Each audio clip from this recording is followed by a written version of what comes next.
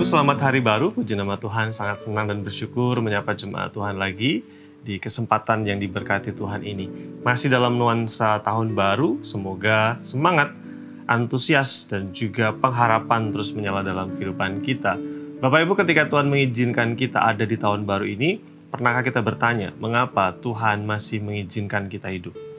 Mengapa Tuhan masih memberikan kita kesempatan untuk masuk di tahun baru ini?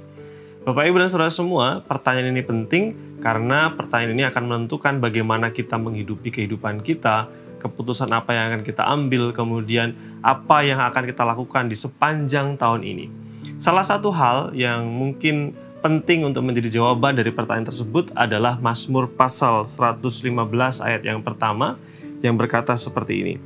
Bukan kepada kami ya Tuhan, bukan kepada kami, tetapi kepada nama-Mu lah beri kemuliaan, oleh karena kasih-Mu, oleh karena kesetiaan-Mu.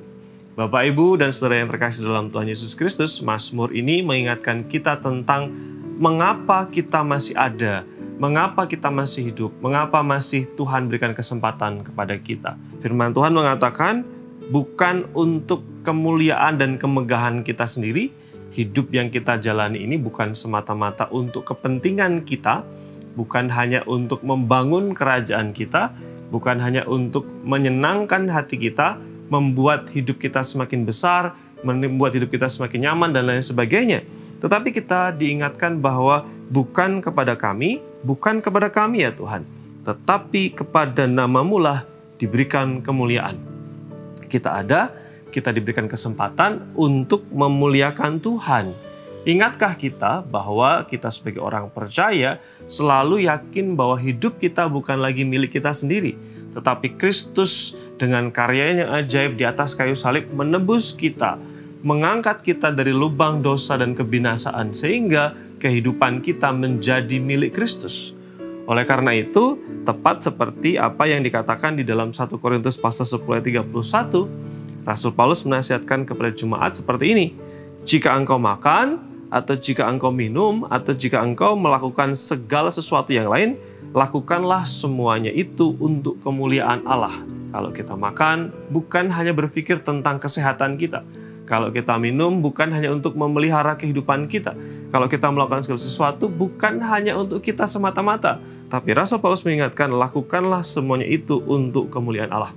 Maksudnya adalah, keberadaan kita, kesempatan yang Tuhan berikan, kehidupan kita digunakan untuk memuliakan Tuhan. Salah satu komitmen yang mungkin baik untuk kita jaga, pelihara, pegang di sepanjang tahun ini adalah mari hidup untuk kemuliaan Tuhan. Ketika Tuhan izinkan saya hidup, ketika Tuhan memberikan saudara kesempatan, ketika kita masuk di tahun 2024, salah satu alasan mendasar adalah supaya saya dan saudara memuliakan Allah. Sebuah tulisan yang saya kutip, saya ingin dibacakan untuk kita semua. Kehidupan Kristiani, di dalam kehidupan individu setiap kita, kehidupan gereja, kemudian iman kita, bukanlah tentang kita. Itu semua adalah tentang Dia, tentang rencananya, rencana Tuhan, tentang kerajaannya, dan tentang kemuliaannya. Kiranya kebenaran ini menguatkan kita untuk terus menapaki hari, menjalani hari di tahun 2024 ini dengan sebuah pemahaman, sebuah konsep, dan juga keyakinan bahwa ketika saya dan saudara hidup untuk memuliakan Tuhan. Mari berdoa Bapak, Ibu, dan saudara semua yang terkasih dalam Tuhan. Terima kasih untuk rahmat dan kasih setia-Mu. Kami bersyukur karena Tuhan baik dan memberikan kami kasih setia dan kesempatan. Biarlah kami terus diingatkan ketika Tuhan mengizinkan kami ada memasuki tahun 2024 ini, bukan hanya untuk kami sendiri, tetapi untuk memuliakan Allah, untuk kerajaan Tuhan, untuk kebesaran nama-Mu. Berkati jemaat Tuhan supaya tetap optimis, semangat di dalam menapaki, menjalani tahun yang baru ini. Terima kasih Bapa Surgawi yang baik, di dalam nama-Mu Tuhan kami berdoa. Amin.